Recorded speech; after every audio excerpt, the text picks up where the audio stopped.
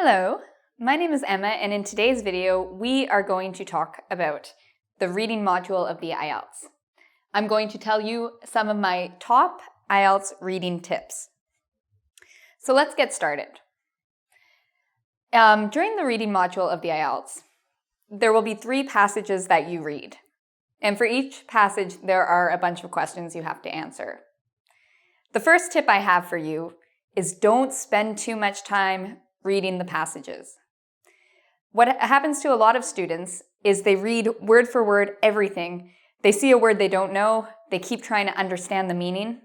You don't have to understand everything to understand the passage. If you don't know a word, that's fine. The better thing to do than to slowly read is to use skills such as skimming, which means you quickly read for the main idea, or scanning, meaning you look for keywords or you look for specific detail. A lot of students, what they do for the IELTS is they actually will read the questions first and then they will read the passage, and that way they know what they're looking for. You don't have to do this. It's one technique. Some students find this a lot easier. Other students like to read the passage first and then answer the questions. I recommend trying both out. First do the reading, then the questions, then try to read the questions first and read the passage, and see what you like better, what you're more comfortable doing. So the key thing here is don't read slowly. It's a time test. You have 3 parts you have to get through, 40 questions. It's very important that you read quickly. You can start practicing reading quickly also.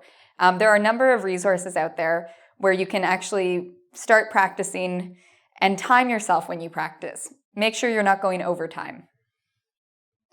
Number 2, similar to number 1, my tip is don't spend too long on each question.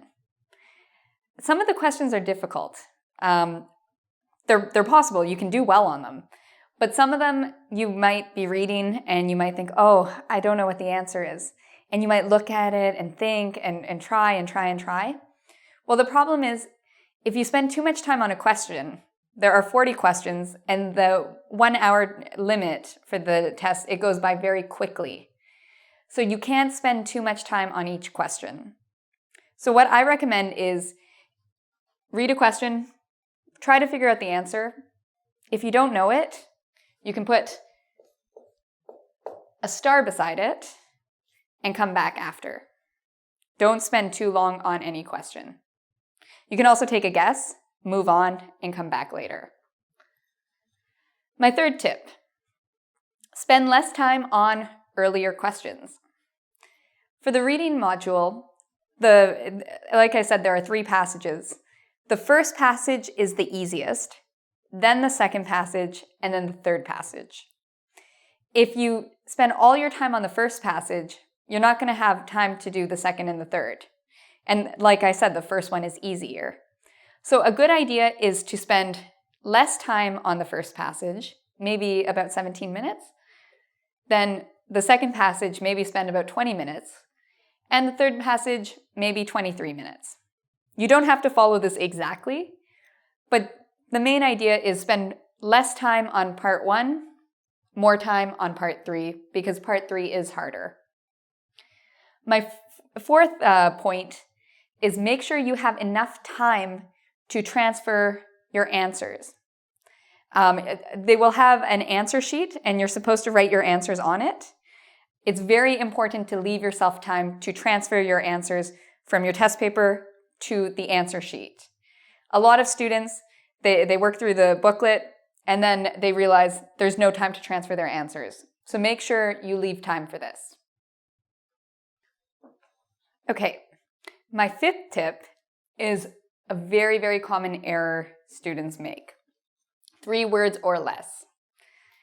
In the reading section, also in the listening, in the instructions you will often see the words write 3 words or less. They mean write 3 words or less. A lot of students write too many words here. So for example, if I'm doing a reading on archaeology. And, I have to write an answer. And my answer is the tomb of the pharaoh. For example, this is a pharaoh, if you don't know, from ancient Egypt. If the instructions tell me write 3 words or less, and my answer is the tomb of the pharaoh, I've written way too many words. I've written 1, 2, 3, 4, 5. So that's too many. So I would get this wrong on the IELTS, get a big X. Even though my answer was right, because I didn't follow the instructions and I wrote too many words, I'm going to get it wrong. So what would be the correct answer in this case is the pharaoh's tomb. This is 3 words. So in this example, that would be correct. We haven't gone over 3 words. Also, I could write for these questions maybe 1 word or maybe 2 words. I can write 1, 2, or 3 words, no more than that. Very common mistake. Number 6 is another common mistake students make. Their spelling. A lot of students forget that the reading section also has a writing component, and that is you have to write your answers. You also have to spell your answers correctly, and many students, unfortunately, make spelling mistakes. So it's very important to practice spelling before you do the IELTS. It will help you with the listening section, the writing section, and the reading section. I can't emphasize this enough. Spelling matters, okay? One idea is you can get a book, and any time you spell a word wrong, write it in your book and practice those words. Have a spelling book for yourself so you can see which words you often make mistakes with. Number 7. A lot of students also make this mistake with grammar. You have to use the correct grammar when you're answering a question. So for example, sometimes maybe the answer is castles with an S. But a student might write the singular version in their answer. Maybe they just write castle. But the correct form would be with an S. So you always have to be aware of grammar. The best thing to do is after you write your answer, check it to see if the grammar makes sense. Were they looking for singular answer? Were they looking for a plural answer? Okay, so that's very important to keep an eye out for. Finally, my last tip for today is a lot of students don't read the instructions properly. This is a very, very big mistake to make.